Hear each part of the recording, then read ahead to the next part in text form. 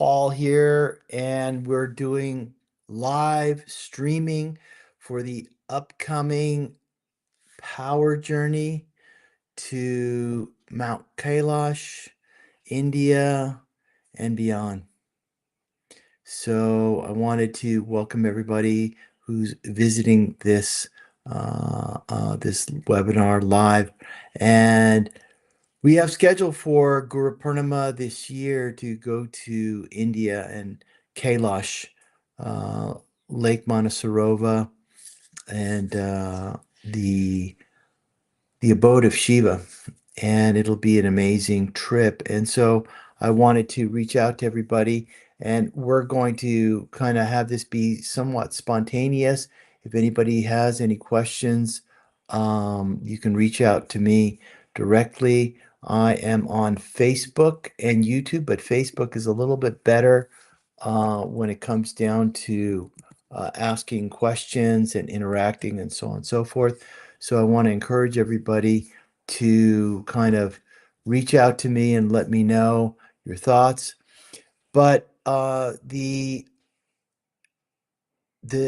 trip is going to, I've been on this once before, and it's quite an extraordinary trip. It's a very intense trip, and it requires a lot of physical, how should I say, stamina, and to be able to walk and to deal with high altitudes. So one of the requirements is going to be is, how fit you are. Are you able to walk to various different aspects, sit in a car for 5, 6, 7 hours at a time. We plan to go directly to Kathmandu, and then from Kathmandu to get oriented there for a couple of days, and then drive directly to uh, Tibet. And at that particular point in time, we'll stop along the way, and it's really a 2.5 week journey. And the reason why it takes so long is because you start off at 10,000 feet and then you wind up at 15,000 feet. And so it is a rigorous, taxing experience, to say the least. The food is different, the climate is different, the culture is different. When we're in Kathmandu, we'll be going to a couple of beautiful temples, Shiva temples that are there, and really begin the process. Now, these tours are designed specifically to be a process, meaning that we will engage in a process, which means a mantra process with a group intention, and designed to really elevate your experience, but with tangible results. And we'll discuss this in the classes before. We'll be meeting every week, checking in with everybody to make sure that all the items that you need for this trip to be successful, which means the right clothing, the right vitamins, the right supplements, the right medical things like antibiotics and anti-diarrhea, stuff like that. This is not a touristy type of trip. This is really a yatra. And what it means is that when you really start to engage with the process, the divine energy responds back saying, okay, well, you're going to come to one of the highest peak places on the planet. And Mount Kailash is one of the most sacred mountains in the world. It is part of the Himalayan landscape in Tibet. And so it really is designed to engage you in a meditation process meaning that you have a beginning, you have a mantra, you have an intention, you have a weekly schedule before, during we'll have meditations as well. and then afterwards. So, when I did this, we went with a group of about 7 people, and the energy is really intense, but it's so amazingly blissful, and it's so amazing to go to a yatra with other people because the experience is like no other experience. Like I said, it's not a tourist destination or a bucket list destination. It is designed for people that have serious commitment to meditation, spiritual path, and going to a power spot. Now, the question is, well, why this place? Why can't I do it in my hometown, or why can't I go to another mountain? You can, but the point of it is that this is what I would say is a an amazing power spot. What that means is that the vibrations that are on and within this mountain all is like nothing else. Um, People have tried to climb the mountain, but have never successfully done that. The only thing that um, the government allows is if you want, you can do circumambulation, which is walking around the mountain, and that is designed to help you receive the energy. And what's amazing about it is that you can do it if you want at a cost to take a helicopter to do that. Otherwise, we'll be doing everything on foot or on, excuse me.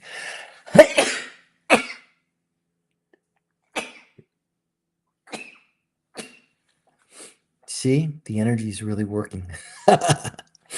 um, or on donkey.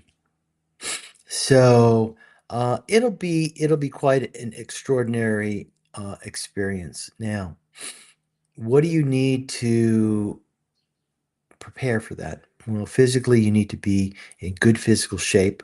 Second of all, you need to have a medical release done by your doctor that says that you can take medication that will help you to assimilate to high altitudes, which means that you need a doctor's sign off on it because there's no other way that we can do that. Um, and that's why it takes 2.5 weeks to do that, because we want to make sure that everybody is safe, secure, and healthy. Now, the trip itself is quite amazing. It's a lot of driving to get there, but once you get there, we'll have really amazing accommodations along the way, but it's in a remote part of Tibet. So you can imagine that the food is simple, the accommodations are simple, the transportation is simple, but the process is powerful. So, so the question is, like, what would be our intention? Well, receiving energy is one thing. Knowing how to implement it is another. Since you're going to the place of Shiva, he will somewhat energetically test you. The Kalishwar system and that whole lineage all goes back to Shiva through Datta. In the Kalishwar system, it's about connecting to Shiva in a powerful way, but it's also working with the Guru Parampara. And this lineage is the Dattatreya lineage, which is the Brahma, Vishnu, and Shiva aspect of creation. And in order to be a master, you really have to learn and understand what that means. Shiva is the destroyer, but not in a negative sense. He is the one that removes the darkness, removes the pockets of our life that block us from experiencing that bliss, experiencing that divinity, to experience that consciousness. So, when you focus on going to a power spot, the journey begins. What does that mean? The journey begins meaning that it's an internal process. It's an internal experience, and it's an internal transformation. As your beliefs begin to dissolve, as your mindset begins to expand, as your energy body begins to increase, you begin to have more and more freedom in your life. You understand what's temporary, what's permanent, and everything in between. So that's the spiritual side. And we have designed a specific process for this trip now. 29th of July is going to be Guru Purnima. So why are we going in the beginning of July? Well, we're going to go from Kathmandu to Tibet, back to Kathmandu, and then go to India. Because India is really the root of spirituality in the Eastern tradition. So, what we want to do is we want to come back to India and do a celebration in India that will culminate the journey that ties us back to the abode of saints, Shirdi, Penakonda, and maybe a couple other places that are surprises, samadhis of saints, and places of high vibrational frequency. Transformation will happen whether you resist it or not. And that's the beauty of the spiritual path, because a lot of times it is so powerful, so intense, but it is the way growth is. Have you ever noticed the spiritual path to be comfortable or pleasant all the time? No.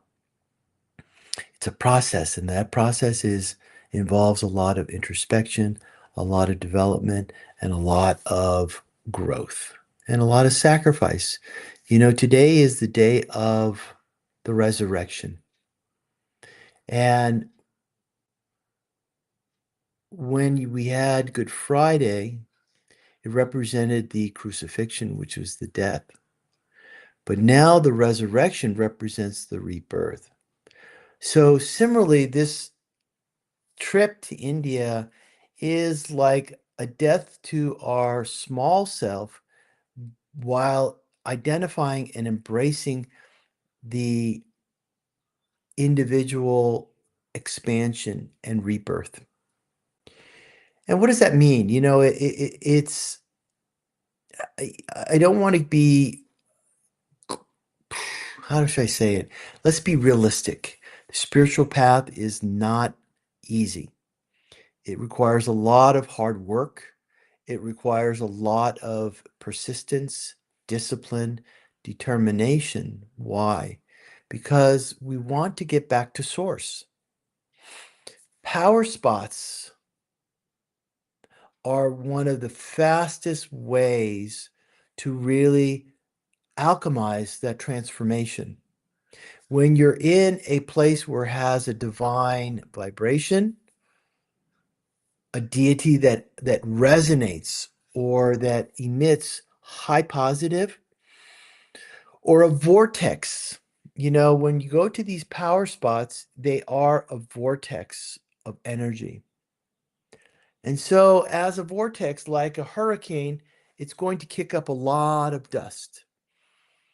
But if you have the determination and the commitment to your journey, then there's a tremendous amount of bliss. There's a tremendous amount of satisfaction. There's a tremendous amount of gratification that comes along with it. So it's going to be a 3 to 4 week journey. And so I really want to encourage you guys to really reach out to me. Let's talk one-on-one. Let's go into the details. The cost right now, we're looking at 5,500 without your travel expenses to get to and from India. So um, that is just the facts. Fuel prices have increased, travel costs have increased. There are limited amounts of uh, flights going in and out of the East because of the turbulence in the Middle East. So they have blown up, literally and figuratively. So, but if you feel called to this journey and you want to find more, what I recommend you do is you reach out to me, Paul at paulrea.com, and let's get on a Zoom call. Let's see whether this is a good match and we can go into more details. You can't help but to change when you enter into a process and you enter into a journey that is focused on your upliftment. It's like standing underneath a waterfall. You can't help but to get wet. So I guarantee you, if you have the time and you have the inclination, it will be a powerful trip that will change you. So the dates right now are first week of July to the end of July, culminating with Guru Purnima in India at Penakonda, where Srikaleshwar is entombed, and we'll engage in a process. And we'll be going as a group. So going as a group really helps us to digest the energy. It helps us to integrate the energy. It helps us in our travels. You know, you don't have to walk the path by yourself. You can engage with comrades and people that are committed to the same practice of meditation, sadhana, chanting, bhajans. The bliss of the absolute is there. So, like I said, everybody, I would invite you all to come and join me on this trip. We'll have a really amazing time. It will be a trip to remember. Let's put it that way. So reach out to me, send me an instant message, send me an email, and I'll respond back, and we can further the conversation and have you eventually join us on this absolutely fabulous trip to Mount Kailash and India. Namaste.